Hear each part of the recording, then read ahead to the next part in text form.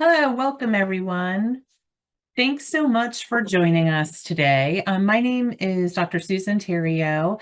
I am the principal investigator for the Restart Network, and I'm very excited to share the information in this webinar today with each of you. Um, just as a little bit first, we're going to start off with about the Restart Network. So the Restart Network is funded by the U.S. Department of Education Institute for Education Sciences. And it was really designed to fill a specific need in the pandemic recovery efforts. And so primarily, we are looking at coordinating research activities across 5 research teams. And we are with purpose bringing together researchers, policymakers, practitioners, and leaders to have conversations about the evolving needs and the research needs, as well as research findings with each of the network members. So I just want to make sure that you all understand that we're really unique in that way, where we're bringing folks together to continue to have these discussions as we all try to navigate this post-pandemic aftermath and supporting students and our educators. Next slide, please. So you might wonder, what are the key activities of the Restart Network? One of the key elements of, in order to have this cross-sector collaboration, one of the key elements of our work is to hold regular convenings. We hold convenings of our Restart Network core research teams, a few of which you'll hear from today, as well as supporting and training early career researchers. Further, we've been, since March 2020 and the onset of the pandemic, we have been doing work to synthesize research and findings across the nation, and putting that together into a database that you can search by geography, so state and or type of area of focus, for example, student well-being, or educator pipeline types of activities that's available on our website, which we'll share at the end of this. The other piece that we do that's really critical is this national forum. And the national forum brings together researchers, practitioners, and policymakers to have regular discussions about what's going on, what they're seeing, and what the priority of needs are.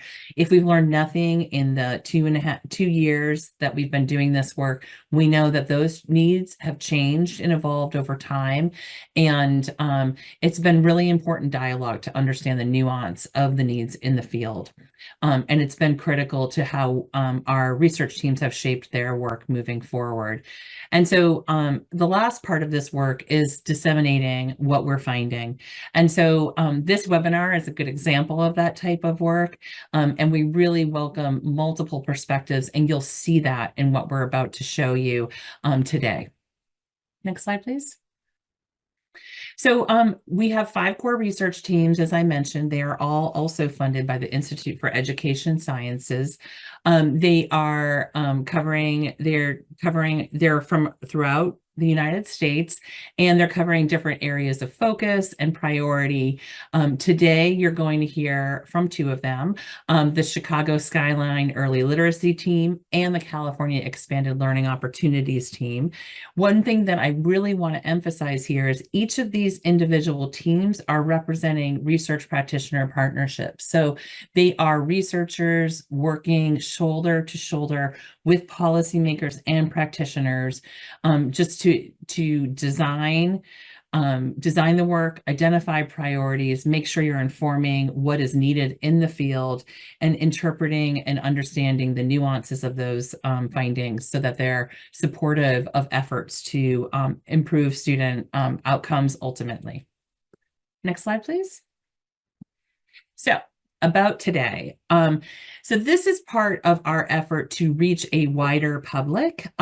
We want to share what we're learning so far. And I will say one thing that we've learned about this journey is that we are continuing to learn about what these needs are and understand them in new and different ways. And I'm sure each of you have started to understand the aftermath of the pandemic similarly. So today is a good representation of these shifts that we're noting.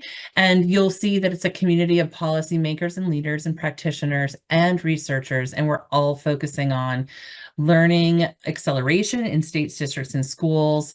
But we know there's a lot that surrounds learning acceleration, including student well-being, educator well-being, staffing in schools, and supports. And so you'll start to see that the types of resources we have really address those.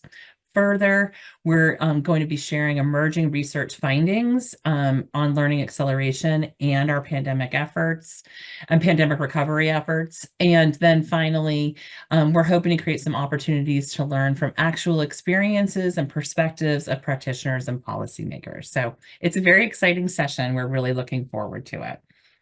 I will say one thing that we're starting to shift towards is that now that the sense of urgency and emergency that was brought about by the pandemic, while we're still dealing and grappling with challenges in the education systems, we know that we have a more regulated and consistent effort moving forward. And we understand that the importance of this work not only will support the field right now, but we're learning how to prepare for future disruptions. And I'm sure in all of our minds, things like the hurricanes most recently in Florida that are upsetting, and in Tennessee, that are upsetting kind of the public education system as we know it.